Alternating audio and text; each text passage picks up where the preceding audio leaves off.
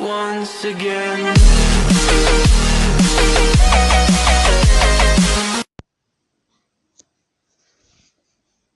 Бүгін ағылшын сабағында мұғалім ережелерді қайта қайталай берді.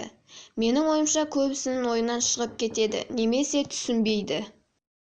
Ол бізге сабақ үстінде тамақ жемеуге, сөйлесуге болмайтынын айтты, және ешқандай телефонсыз, егер телефонды көріп қойса, алып қойып, ата-анамызға ескертеді. Бла-бла-бла. Тағы да ережені түсіндіріп жатқанда, біздің сыныптағы бала, яғни өте қорқынышты бала, мұғалімге Жарайды, сені атып тастайын.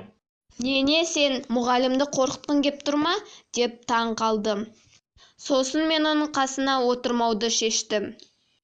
Оқушылар таң қалып, ауыздары ашылып отты. Ол не, мұғалімді атпақшы ма? Уақыт жай өте бастады. Сосын ол сөмкесіне қолын сала бастады. Біз мұғалімді атайын деп жатыр ма деп ойладық. Сөмкесіне қолын салғанда бәріміз қорықтық. Оның жанындегі отқан бала оны көріп итеріп жіберді. Ал мұғалім сөмкені алып қашып, сосын полиция шақыруға кетті. Яғни сол баланы тұтқындау үшін. Сосын оны алып кетті. Мектепті жауып, бізден болған жағдайды сұраудың орнына жұмысыма араласпаңдар деп ескерткен болатын. Бәрі жылап, ата-анасына болған жағдайды айтуға асықты. Мұғалім де қатты қорықты. 3 сағаттан кейін маған хат келді. Ол балам менде қару болмады және әзілдедім деп жазған болатын.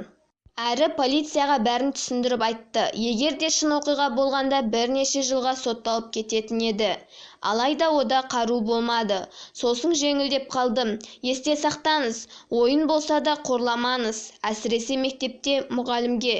Ойыннан от шығады деген осы. Мен тірі болғаныма қуаныштымын. Және мектепке баруға қорқып қалдым.